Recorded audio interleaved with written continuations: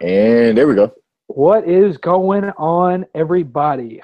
As you know, I'm Rusty Ellis, aka Ugly Boy. That's Darius. Darius, say hello. Hello, everyone. Oh my goodness. Well, yeah, we're back on here because again, obviously, I am at home. He is at home. We are not together. We cannot do Facebook Live when we're like this, unless there is some new technology I'm unaware of, Darius. Yeah, but I don't think there is, but we'll let it slide for today. Yeah, if there is, oh well, we'll deal with it. We'll figure it out next time. But anyways, tonight we're gonna be talking about hockey. We're gonna be talking about the Preds. We're gonna be talking about the Titans.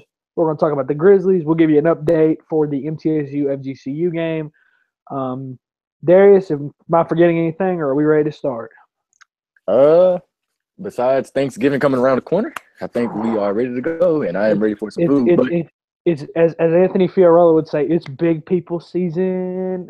man, I know, man. Look, He I got said he work said next week. that he said that one day. He said spells season SZN. Yeah, that's how I spell it too. SZN. Yep. Oh my goodness. Well, from there on, we'll go ahead and get right into it. So the Preds are red hot. Like that's easy to say right now, obviously, isn't it, Darius? Yes, sir. Yes, sir. A lot of When, scoring and a lot of great Mhm. defense, man. Oh, for sure. Winners of 7 of their last 8. You really can't, like, you almost can't do better than that. Obviously, you could win that 8th game. And let's be fair, the game they lost, they should have won. But man, they've been Happens. hot. Like all these games that they've like, it's incredible to me watching some of these games and thinking, man, they have really held up this solid play going on about 2.5 weeks now. 2.5 weeks. So Mm, it's been good. And the best thing on their like the best thing that we can talk about is just the offense, like you said. Um, Early yeah. in the season, like especially in October, back around when they were like what 5-5-1 or 5-5-2, something like that. Yeah. They were struggling to score. Only had two. They were only getting an average of 2 goals a game, and you're asking your goalie to basically stand on his head. Mm-hmm. When you're doing that, the goalie can't make any mistakes if you're only going to score 1 or 2 goals a game. So Yeah, that's true. the biggest thing is that in this little 7 of 8 stretch, uh, the offense has scored 4 or more goals in, I believe, 6 of those. Yeah, in 6 of those wins, they've scored 4 goals or more. And the one other win they had, they scored 3. So, Close. Hey, close. and even then, even in the loss against the Minnesota Wild, they scored 4 goals. So in all 8 games, they have scored at least 3 goals, and in 7 of them, they've scored 4. That's going to win you a lot of games. Yeah, definitely when you consider how strong of a defensive team the Preds are. So I think, Mhm. yeah, honestly, scoring a lot and a lot of great defense, like I stated earlier, that's going and how you say it, it's going to win you a lot of games. Mhm. For sure. And- And the defense, just speaking of the defense, it's still the defense that doesn't have Ryan Ellis. And the defense has been great as well. Mhm. Obviously the Wild game, the 2 late goals against the Avalanche, and then the late surge that the Jets put on last night. Obviously, you'd like to clean that up. You'd like to be able to finish these games a little bit stronger. But even still, you're still getting 2 points. The score doesn't really matter at that point as long as it's in your favor. You're still getting 2 points. Better That's true. yet, I think the biggest part about the game against the Jets yesterday is that while they did make a comeback, it didn't make it to overtime. So the Jets didn't come all the way back to get a point out of it, and instead they got nothing out of it. So you're the Preds, you Right. get 2 points, you beat them in regulation, they don't get a point at all. If they had been able to come back and send it to OT just like that, the Preds, you're like, okay, well we got 2 points, but we only picked up 1 point on them because they got a point out of it as well. So these games in the Central Yeah. Division are huge, and that's definitely hmm what was shown last night. It's also the depth Yeah. scoring. I think I don't know if I mentioned this before we got on here, Darius. 11 Mhm. players for the Predators have 3 or more goals.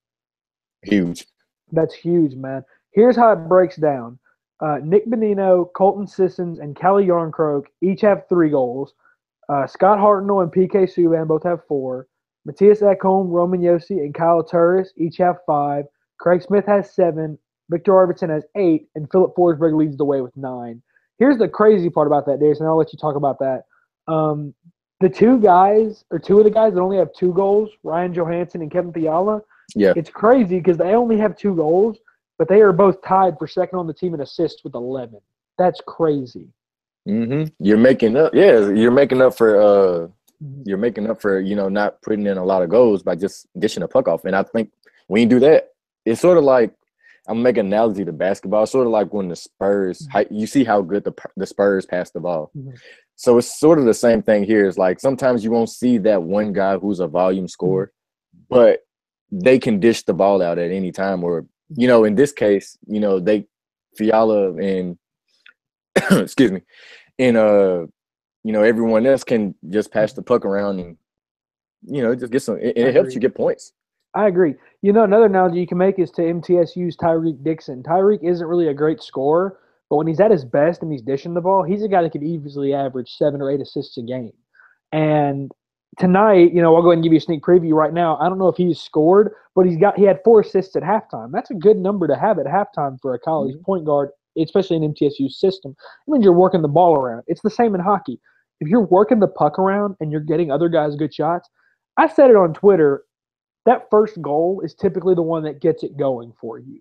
Because, Kevin Fiala and Ryan Johansson both, they scored their first goals, I think a game apart. I think that Kevin Fiala scored the game before the one against the Wild, and then Ryan Johansson scored in the game against the Wild.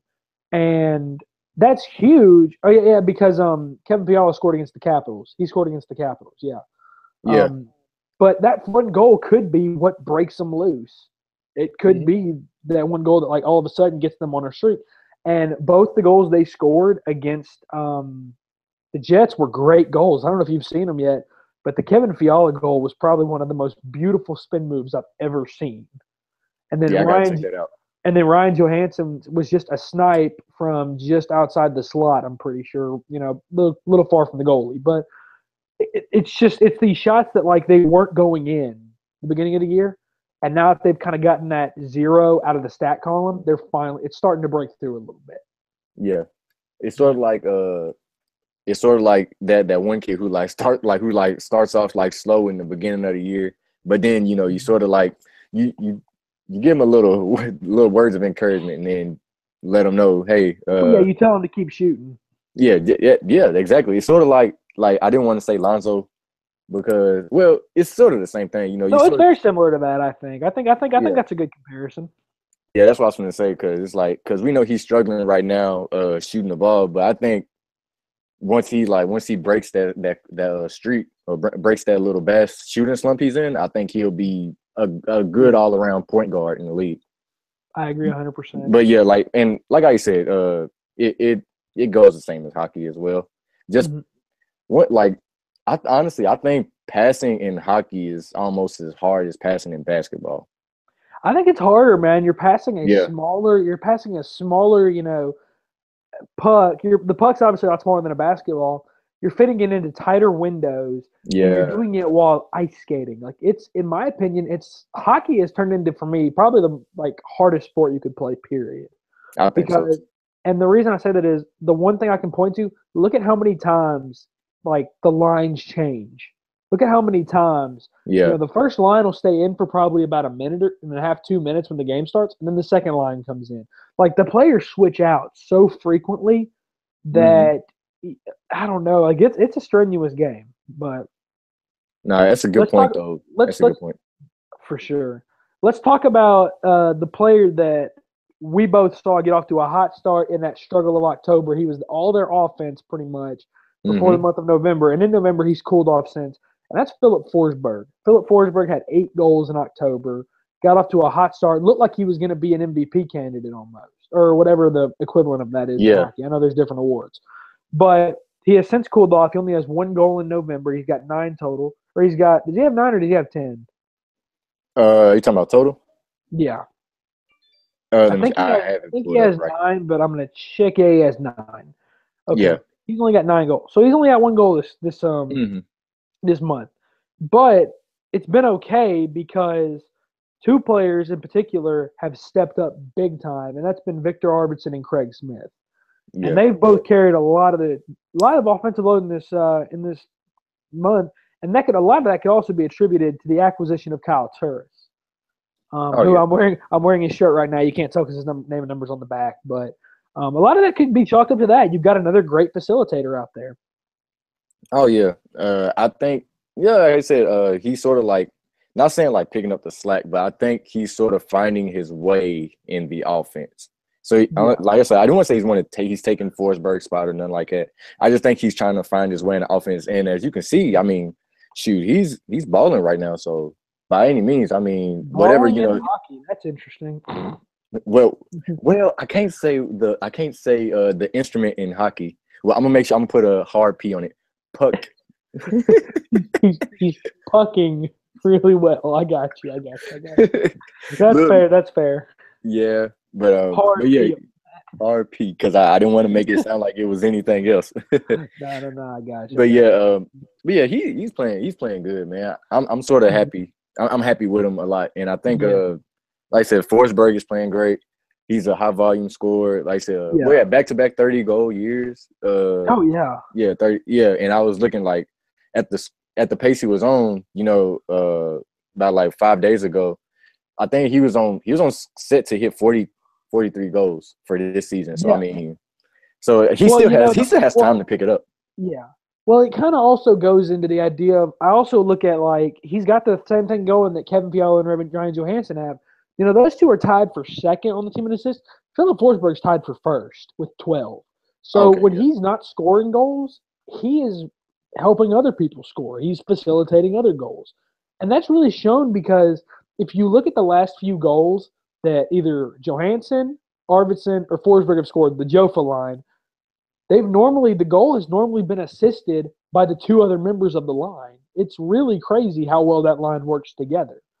Um, Kind of going away from that first line, I think something that a lot of Predators fans have been fans for years. I think one player they really wanted to see step up, especially in the absence of James Neal, was Craig Smith, and he's provided Yeah. since then. He has been really good. In fact, the Turris line as a whole of him, Fiala, and Smith has been great. They've really, Peter Laviolette said it last night, I think in the post-game press conference. It's not really like you have the first line and the second line. It's really more like you have 1A, 1B. Like the Mhm. Turris line is good enough to start and be the first line that, almost any hockey team. There's obviously the Pittsburgh that you wouldn't be the first line on. The Kings you wouldn't be the first line on. But like just about any other hockey team Yeah. right now, that would be the first line. It's kind of crazy to think that the Predators came into the offseason with center being their biggest depth and Hmm. with just depth as a whole being their biggest issue. And now they're possibly one of the deepest, if not the deepest team in the NHL. Oh yeah, yeah. We like, and it sort of goes back to the GM, Pio. That's his Poyle, name. yeah. Yeah, I can't. I'm not good with the names. David Poyle, yep. Yeah, but it's sort of like he played his cards right because Mhm. who's that? Gerdo, I think we let go. Who? Um, who that we let go for tourists was it Gerdo? Not Gerdo. No, they traded Sammy Gerard, Vladislav, Gerard. Kenya, Yeah, and like a pick, I think, something like that. yeah. But see, like when you give up like things like that, that shows the NHL that the Preds are here and Oh yeah, they don't want to be a flash in the pan like oh, Mhm. last year was a fluke. They want to show Yeah, that hey, of course. we're here to knock the door down too. So I think that goes back to the like I said, going back to the GM, man. So I think it was a good pickup and it's working out in all of our favor. Definitely, like I said, with the depth down the center position. Well, for me, it's not even just the pickup of Kyle Turris; it's then the wherewithal to sign him to a 6-year deal. Yeah. All of a sudden, you look at it, you've got Ryan Johansson, Victor Arvidsson, Philip Forsberg will be the next one in all likelihood. PK Subban, Kyle Turris, Roman Yossi, and Matthias Ekholm, they're all locked up for a while. They're all like Philip Forsberg and Ryan Ellis are going to be the next two. Depending, obviously, because the Preds have a lot of defenseman prospects, depending on how they progress, Ryan Ellis could be signed to a long-term deal, but there's no guarantee, obviously, in the world of sports. Right. But they've got this team locked up for a while, and it's really starting to look good. And I think that at the beginning of the year when they started 5-5-2, I think that a lot of Preds fans, and I know me and you were like this, we're just kind of sitting there thinking, we came into this season thinking that the Preds are going to be a shoe-in to win the Central. They're going to make it to the Stanley Cup Finals, and they're going to win the cup. We came in thinking that. And Mhm. that start kind of put that doubt into our heads that I don't know if they can do this yet. Maybe they're not ready. And then you have the tourist pickup, and that just jump started everything. And Yep. now all of a sudden, the Preds fans are back to thinking that, you know what, it's not just possible for this team to win this year. They could dominate for the next few years. They Mhm. could, theoretically. It's not out of the realm of possibility now. I said this over the course of the next 5 years, I could see the Preds winning at least 2 Stanley Cups. Because Oh, you got to most think at some point, Alex Ovechkin is going to retire, and the Capitals can't make it past the second round anyways. anyway, yeah. You have to think Sidney Crosby one day will not be able to play hockey anymore. And I mean, shoot, who knows? He could play till he's 40. You never know. He Right. probably will. You look at team to team. The Ducks are getting older. The Kings are getting older, and the Kings are a really surprised team this year. A lot of people did not Yeah. expect them to be good. They're coming back, dude. When you Crazy. think about it and you look at it, the only team that really has the depth and the youth that can match the Predators in the West, at least, because obviously I don't know a ton about the East. Mhm. Right now, for me, you got to look at the Jets and you got to look at the Blues. Oh, Those are yeah. the 2 teams I think you really need to keep an eye on. The Blues are off to an incredible start. Winnipeg is obviously second in the division. Both are great teams. Both have got a lot of good young talent and a lot of good veterans to help out. So I don't know. It's going to be it's fun. It's definitely a fun time for sure to be a hockey fan in Nashville. It definitely is. It's always great to see the Predators do good. Definitely when you're surrounded by mediocrity for so long. But Oh my anywho, God, the Titans. We'll get to that in a bit. But so yeah. now let's talk about the hottest Pred in the lineup right now, and that's Matthias Ekholm, without a doubt. 4 goals in 4 games, 4 straight games with a goal. That's impressive for a defenseman. That's really, really good. Not only that, he's got 5 total goals on the year. That is already more than what he had last year. He had 3 all of last year. In 4 games, he has already surpassed that. In addition to those, let me get the numbers real quick. In addition to Mhm. the 5 goals, I'm waiting for it to pull up. Hold on. Oh, here it goes. In addition to that, he's got 8 assists. So he's got 13 total points. So I thought he had more than that. Let me check. Let me do the math there real quick. Yep, 13 total points. I was Okay. right. Okay. Which is good because last year I believe he only had 23 total points. So he's already on his way to surpassing that. And Oh, I yeah. think so far this year, each of the Predators defensemen that have played, obviously, excluding guys like Alexei Emelin, Matt Irwin, Tony Bitetto, Yannick Weber, all of them, excluding them, the big 3, which, obviously with Ryan Ellis, it's the core 4. The big 3 are all having some of their best starts in years. Mhm. Right now, PK Subban is second on the team in points.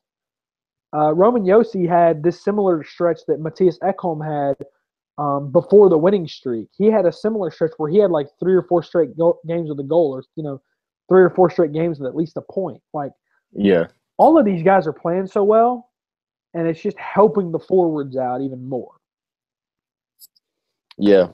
Yeah, like I like definitely, even though like we are scoring a lot of points, and like I love that we are, and definitely like I said with Matthias Ekholm already surpassing, that's a huge milestone. Mm-hmm. But doing that on the same time with how heavy of a defensive loaded team this is, with guys like PK and some enforcers, even though Ryan Ellis is hurt, but guys like that were still on the team, and you see some of these people come in and they're still scoring and assisting like up to 12 assists, like not in a game, of course, but over the whole season. Mm-hmm. And it gives you a lot of optimism for this team because it shows you that they can play both sides of the puck on offense and on defense, and while Pecorine still being Pekka, which is a good thing to see. So I think it's gonna be it's a good little run that Nashville has going on right now. Hopefully we can keep the momentum going, and it's gonna be Shea Weber's homecoming, like how the guy stated earlier. It's gonna be big. It's gonna be a big game tomorrow. Like, before we move on to that, PK Subban is another guy I'm glad you mentioned because he again is one of those guys. He's having a great year so far. He could have one of his best years of his career. He right now has 14 points. He has 16 points. My bad. He has 16 points. He has 4 goals and 12 assists. Last year, as a whole, he had 10 goals and 30 assists. So he's already on pace to surpass that as long as he doesn't get hurt. But this could be a career year for a lot of guys, and that all meshes together to form possibly another big Stanley Cup run. So it's gonna be a fun rest of the year. We're 20 games in, we got 62 to go. Still a lot of games to be played. Oh yeah, we're only a third of the way through. It's why I say I don't know necessarily if I buy the Blues hot start yet. But they're a good team. They're a really good team. Tarasenko, man, is Vladimir Tarasenko is one of the best in the league. Like he is, man, he's dangerous, man. It's incredible. Their offense as a whole is just deep. It's really deep. The Predators on Friday when they go to play at St. Louis, that's going to be one heck of a game. You got really 2 hot offenses and a lot of consistency going into one game. So it's going to be interesting to watch that game. Yep, it's going to be 2 Goliaths. So for sure. So hockey world as a whole right now, there's been a lot of surprises this year.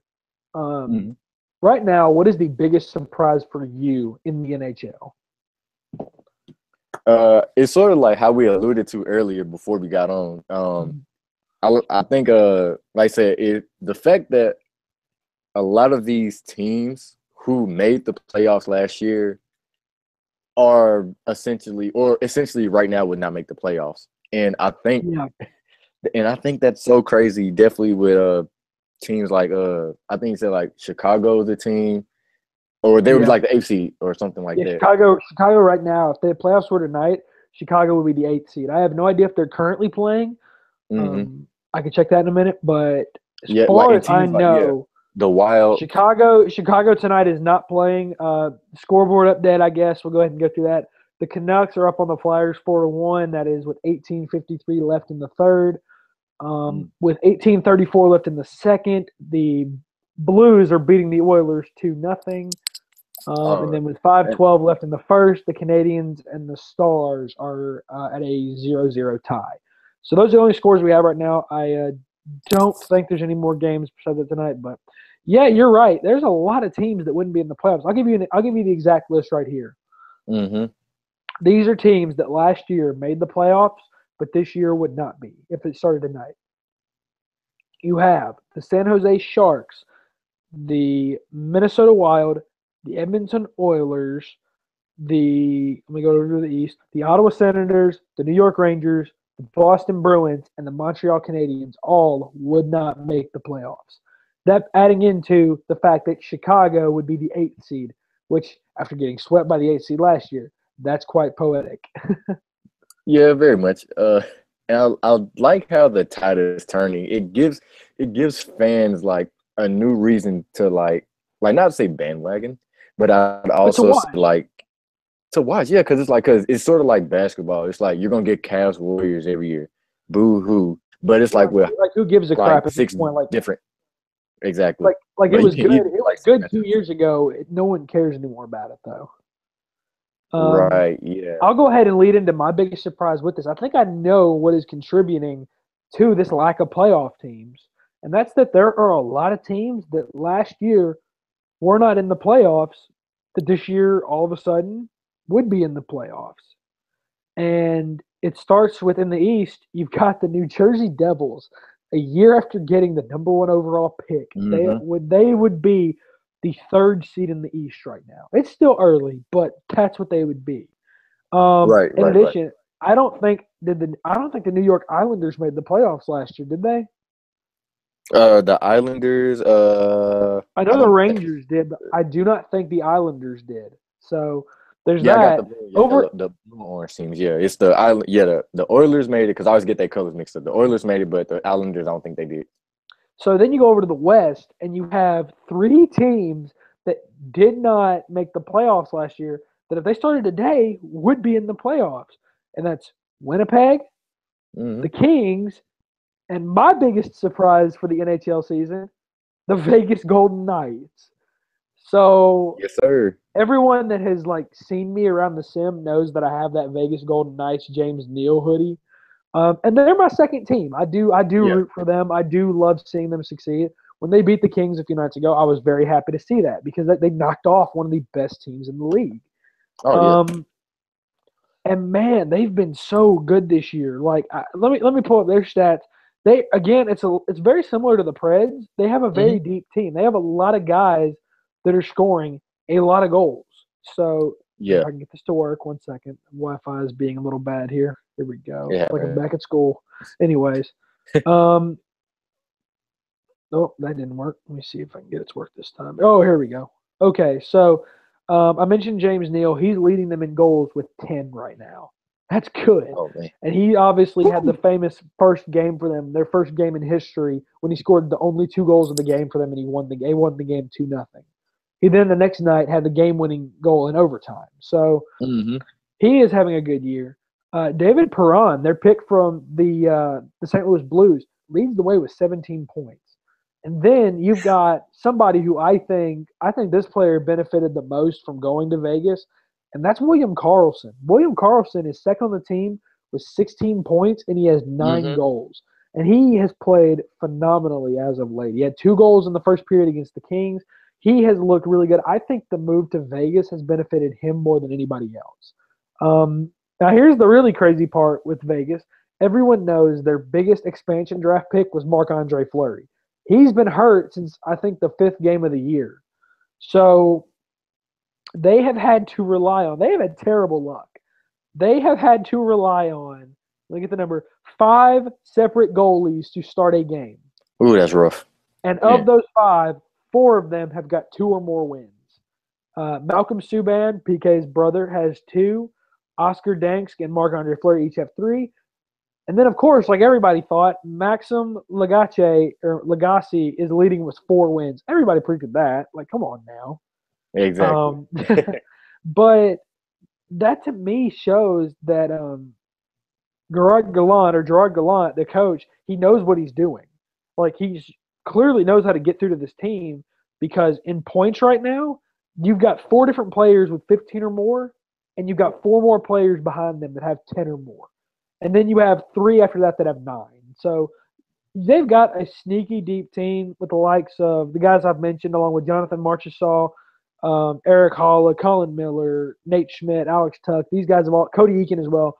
They've Hmm. played very, very well early on, and everyone's keeps waiting for the drop off, and I don't think that drop off is going to happen anytime soon. They're playing really good hockey right now. Yeah, I'm excited for Vegas. If I did have to choose a second team, because at first Oh my yeah, second team was the Penguins because of the nickname and all that stuff. That was my that was legit my second team in hockey. But and then they made sure to stop that. yep, last year stopped all that. So yeah, if I did have to pick a second team, that is definitely who. And just because I ain't gonna lie, James Neal is balling Oh, out he's right fun to now. So watch. He's fun to yeah, watch. there was So that hot start he got to. That was so exciting, man. That was oh exciting. yeah, I was sitting there like, dude, I bought your like hoodie. Like that's freaking awesome. But Yeah, exactly. so that's pretty much it for hockey for us. Now we're gonna go on to football. And Thursday was a rough day for Titans fans. That was a excuse my French when I say this. That's what we in the Sim. That's what we call it, a good old fashioned ass whipping. That was It bad. That was bad. was real bad. You lose 40-17 to the Steelers. Marcus Mariota throws 4 picks. Team struggles as a whole, just period. You couldn't run the ball. Offense, you had a couple big passing plays, but like I said, Mariota just made bad throws all night long. The good news is that loss is not going to end up crippling your season. You're 6-4. It's not time to panic, right, Darius? Oh, nope. It's nowhere near time to panic. Like I say, you're 6-4. If the playoffs start today, you'd be the wild card going against because I think the Jags are the 3 seed. So I think maybe the Chiefs are the 4 seed.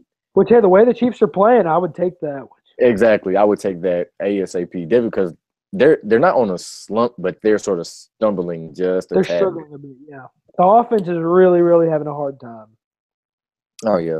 So I think that'd be a good matchup, but the ideal matchup would be Jacksonville because we want that revenge back. Oh, exactly. And if you look at the schedule, I think this is what tells you the Titans should not panic.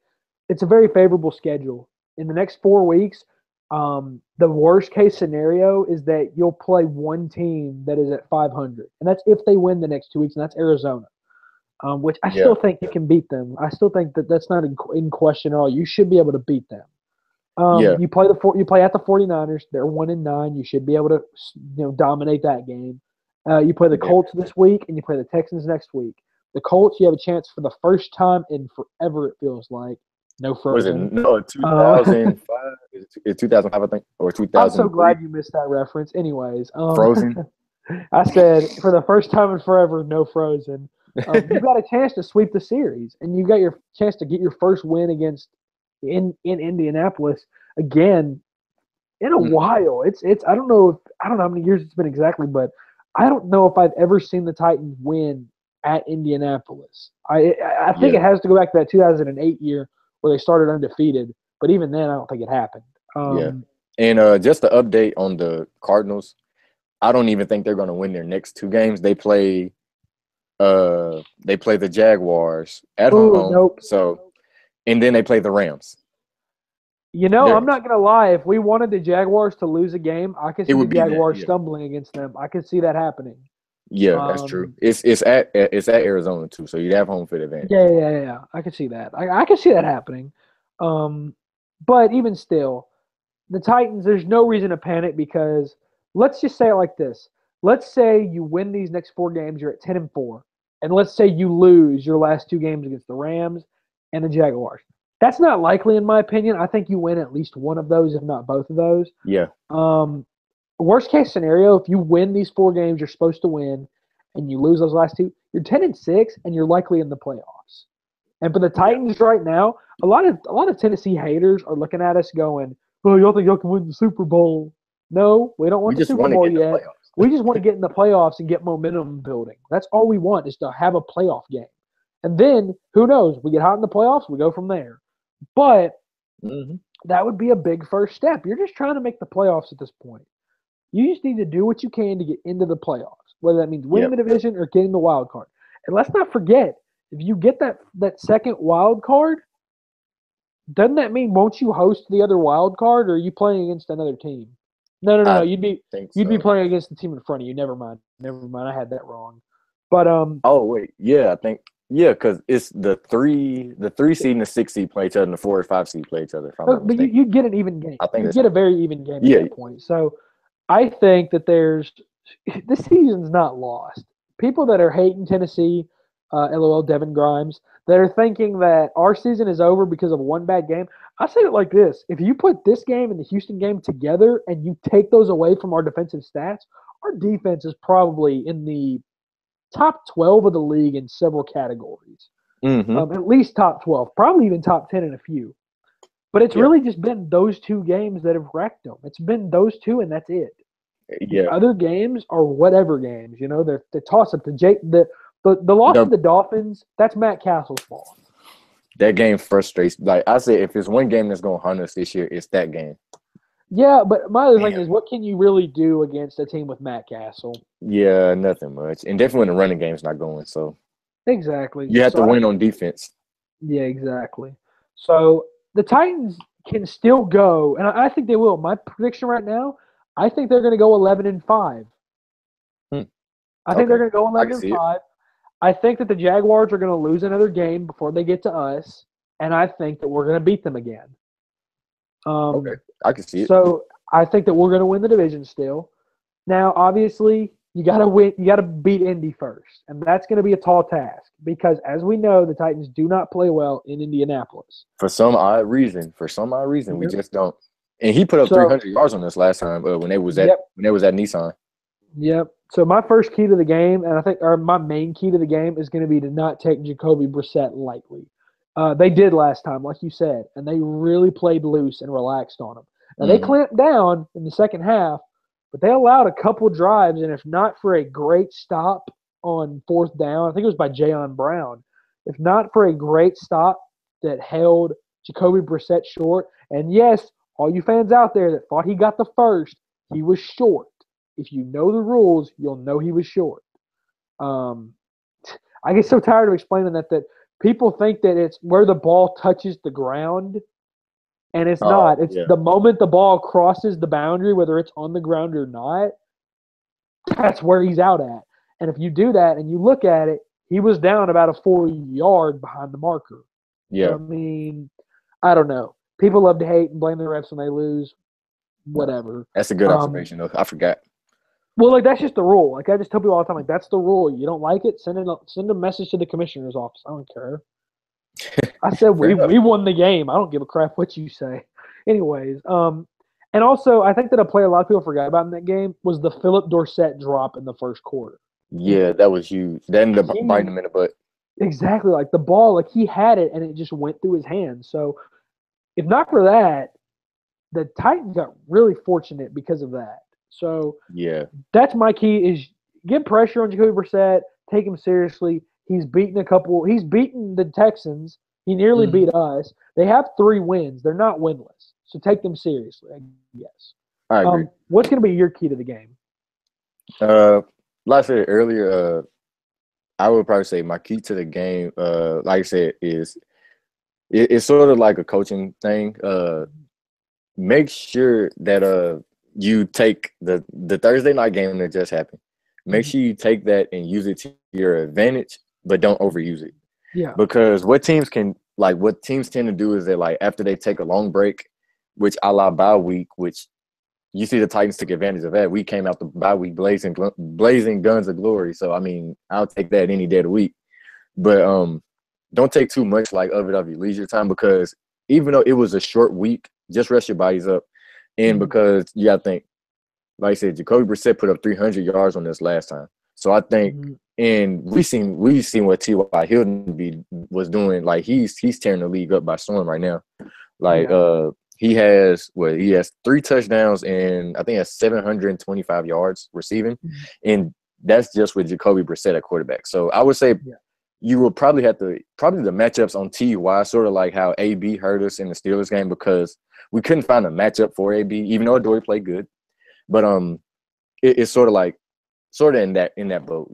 That's who my main focus is. It will probably be keep an eye on Ty bars, but but yeah, just make sure just contain him because I think once you contain him, you're gonna force the ball to Jack Doyle, their tight end, and Dorsey. I can live with that too. Yeah, and I can live with that too. Like how you said, because I think Jayon Brown is a good matchup against any tight end in the NFL. He's like as far as rookies, he's probably one of the best rookie cover linebackers I've seen play for a team this season. He's playing lights out on defense. So I think just once you shut down Ty and force Jacoby to throw in the middle, I think it'll be more easier for you. Yeah, and you got to remember last time they held T.Y. Hilton only 19 yards on 1 catch. So, you've had success. You just got to go back to what made you successful there. You got to be physical, jam him at the line, do whatever you can to get in his head. And Adoree guarded him very, very well last game. So I say stick with that matchup. And I agree with you. You cannot let the amount of time you'd have off, you cannot let that go to your head. So going forward, the rest of the season, who is going to be the biggest X factor for the Titans? Like I alluded to it earlier, well, just a few seconds ago. But I said this like earlier, but I said my X factor is going to be Jayon Brown because, like I ain't gonna lie, Kevin Byard and like Adoree's playing well. I'm happy with him so far. He's been one of my favorite players to watch. Yeah. But so we know when you have Byard on one side and Adoree helping him in that corner, it's not like probably not 9 times out of 10, but I'll probably say like maybe like 7 to 8 times out of 10, which is really good. I think you don't have nothing to worry about. It's the other side. And that's why I say guys like Jayon Brown, like that's why I say he's probably my X factor because if you get him to help out like on the opposite side of Kevin and Adoree, I think what you can sort of spread the field out with that corner. Your cornerback can play a little bit more deep since Jayon is honestly good at covering and he has a nice drop step too. So I think him helping us out in pass coverage is going to be huge for us going forward. Definitely when we have to play, when we have to play the Rams because they're airing the ball out. 2 weeks ago they scored over 50 points. So we're gonna have to shut that down too. So I think Jayon in pass coverage is sort of like my X factor to us keeping a hot streak going. Yeah. I think another guy that you actually didn't allude to that I think is going to be good. You got to also keep an eye on Wesley Woodyard. I think his pass coverage has been better this year, so I think that keep an eye on him going forward as well. If you're talking about linebackers, Yeah, he's playing good. As far as my X factor, I'm going to stay on defense and I'm going to go with Dory Jackson. Yeah, he's taken a good strides this year. He's doing really really well. Obviously, he wasn't great against the Raiders and he wasn't great in week 2. But he's gotten better week after week after week. He's just gotten better and better. Not even just on defense, though, is that looking at how he's done on special teams and returns, on kick returns, punt returns, he's been dynamic. And offense as well, like you said, like he's just gives you a different look on offense. And I think that helps when you have Derrick Henry and DeMarco Murray, that you have this guy who, if he gets a hole, he's gone. Mm-hmm. You know, he's going to get 20 yards out of it, and he's going to get you a first down, and you're going to be fine. So I think I really want to see how Adoree goes for the rest of the year. He's gonna be a good cornerback for years to come, though. I think. I agree. I think like I can see like he has some tendencies of Deion, and I'm not saying he's Deion at all. Yeah. But we knew when Deion played football, what Deion always did well was everything. You could put Deion Sanders on defense, and he could play lockdown corner. You could put him on kick return, and he'll take some to the house. And I remember it was that one stretch where I forgot because I'm not good with the history facts, but I know it was really it was one point in time where the Cowboys played Deion on offense, and he got like a lot of snaps on offense in these past couple weeks. I think someone got hurt, and so I mean like I really think Adoree can have some tendencies of Deion Sanders because he's like that Swiss Army knife. Yeah, he's that kind of player. I agree 100%. All right, well, let's move on to our final team of the night. But before we do, we are going to go ahead, because we are a live sports show, we are going to go ahead and give you an update on MTSU and Florida Gulf Coast. With 1:36 to go in the game, MT leads 81-69. Ooh, okay. Yeah, FGCU's played a lot better this half. As far as points, Nick King, another phenomenal game. He has got 25 points and 6 boards. Giddy Potts has 11. Tyreek Dixon with one of his best stat lines in his career, I think. He has got 10 points, 9 rebounds, and 6 assists. Okay, I'll take that. He is the leading rebounder on the team right now. Wow, and that's crazy. Definitely coming from a guard. You know, usually if it's a guard that's rebounding, like, oh, it's Giddy. Yeah, exactly. So that's where we're sitting right now. They look like they are about to cruise on to a win. There's a minute 5 to go. Let me see if there's anything happening. I don't think so. Come on, play-by-play. Load up. You can do this. Yeah, it's just both teams are going. They're going kind of back and forth right now. MT's trying to run out the clock. FGCU's trying to put on a late run.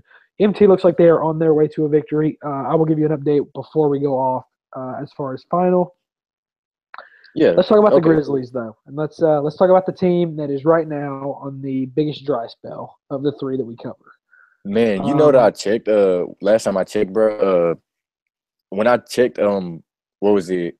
The conference playoff. The conference, like, if the playoff started today, the Grizzlies started from being the 1 or 2 seed to now being the 8th seed.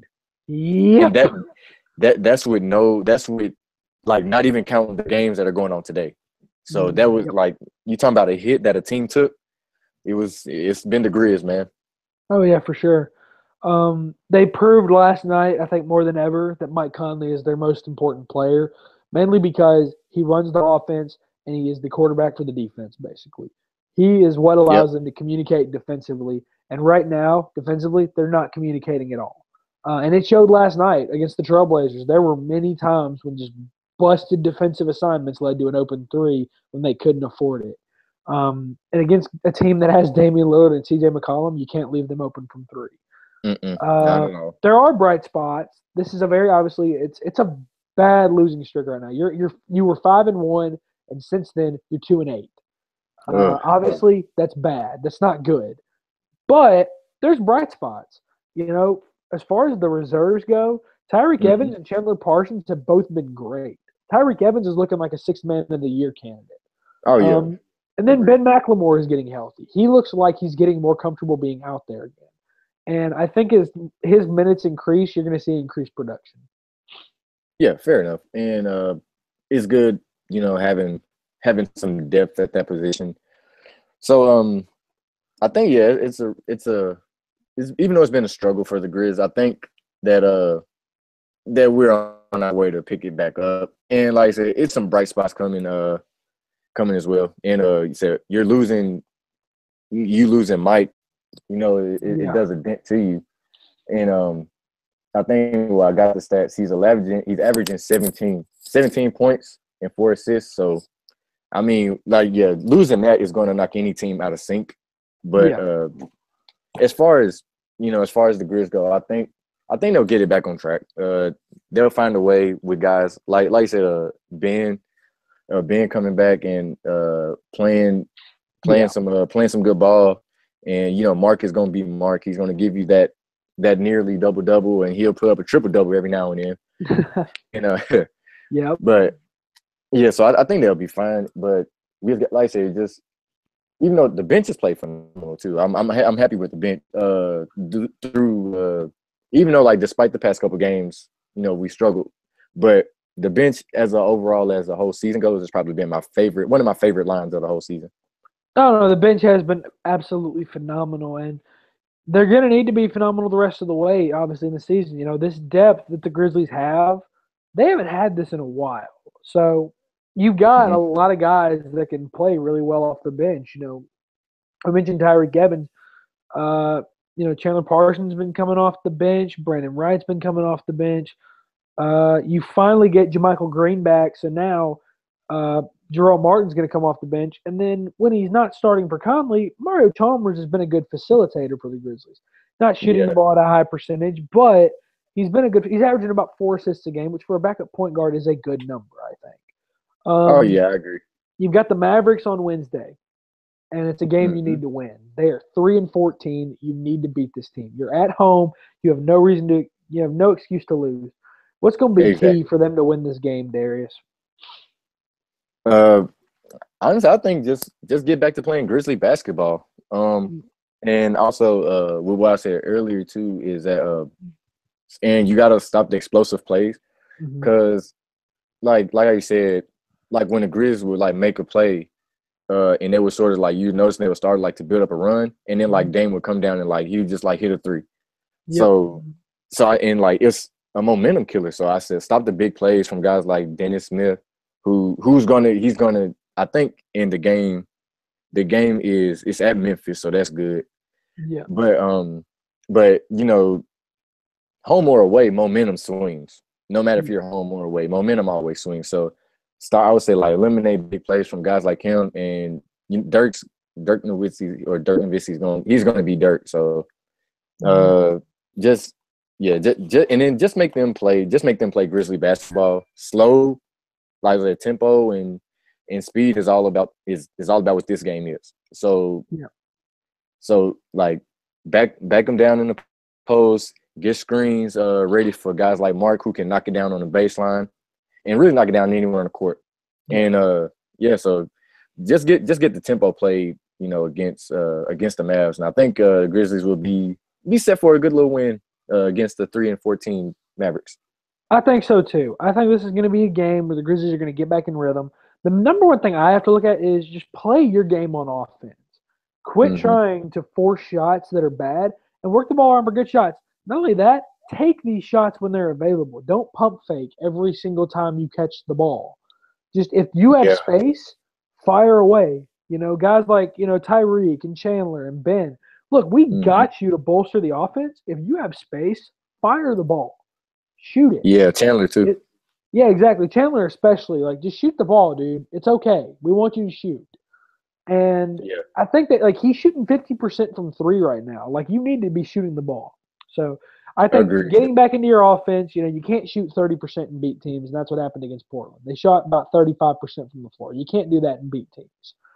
Mm-mm. So going forward, that's going to be huge. So now, final thing of the night, I'm going to do biggest surprise positive for the Grizzlies. you're going to do biggest letdown. My biggest surprise, and I think a lot of Memphians' biggest surprise this year, has been the development of Dylan Brooks. He has been awesome. Outside of his Mm-hmm. three-point shooting, where he is currently shooting 25%, he's played well. He's starting at the two-guard spot. He's averaging 9 points a game, 4 boards, shooting 45.9% from the floor, 72% from the line.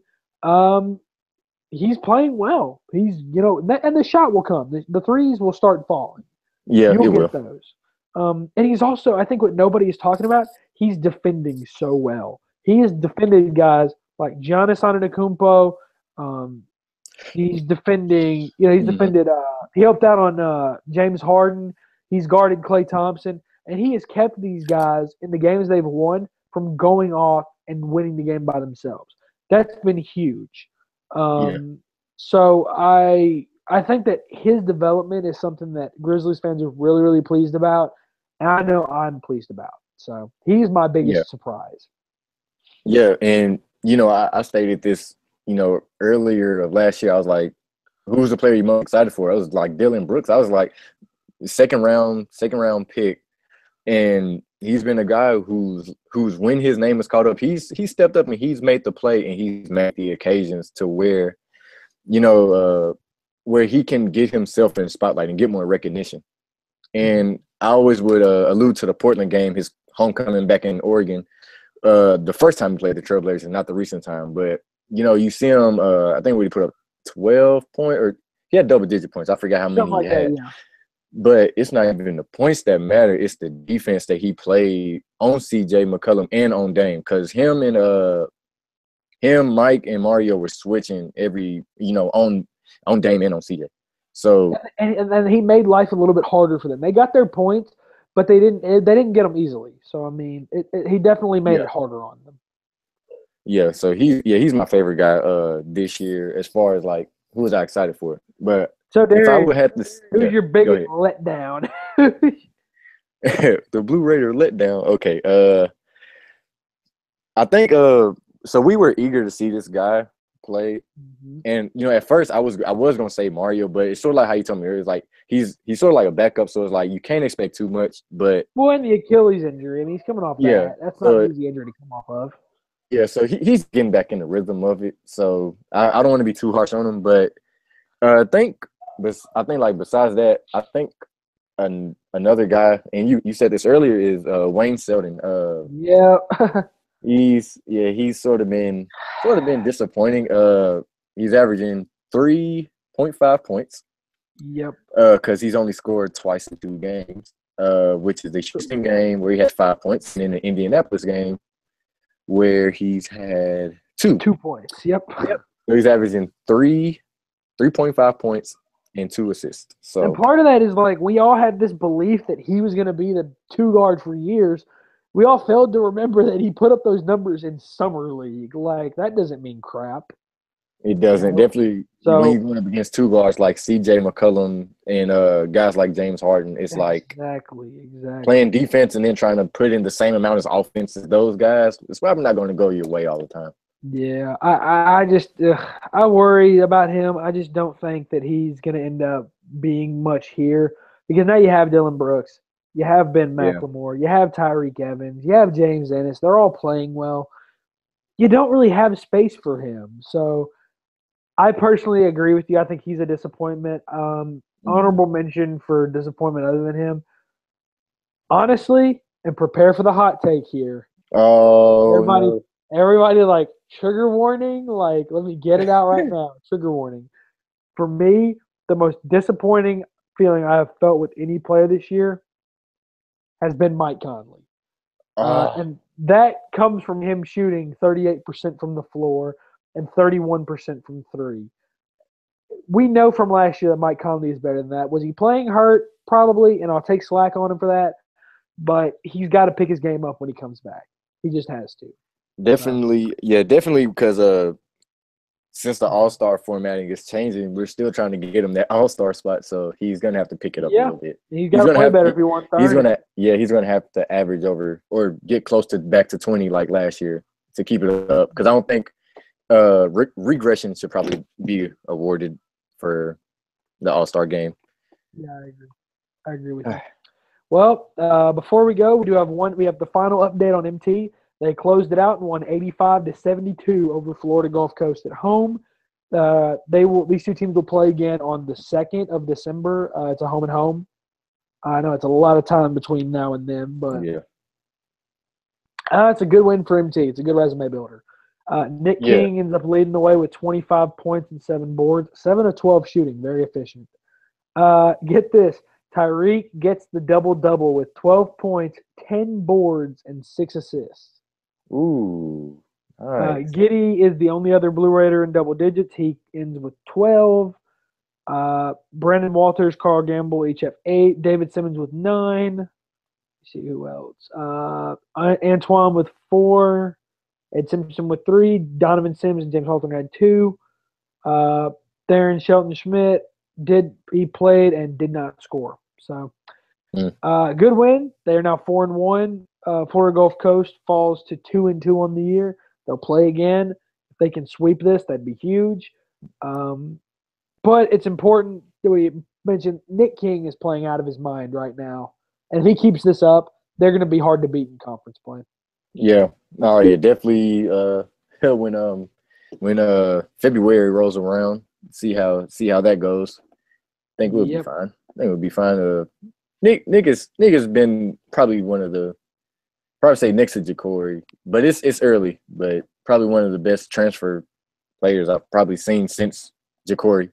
It's only been 1 year, but as far as like any like out of any school that I've studied, I think Nick's been better than Ja'Cory because Ja'Cory, he had a couple big games early on, but Nick right now is averaging like 25 a game. Ja'Cory's average never got that high. So Nick right now is putting up some great numbers. And that's no disrespect to Ja'Cory. Obviously, he was phenomenal. Conference player of the year, newcomer of the year, first team all conference, all that. But Nick is having statistically the better start. And that's kind of crazy to think about.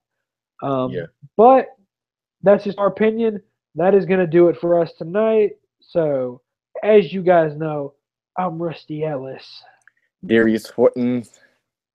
And we will see you next time. Yeah.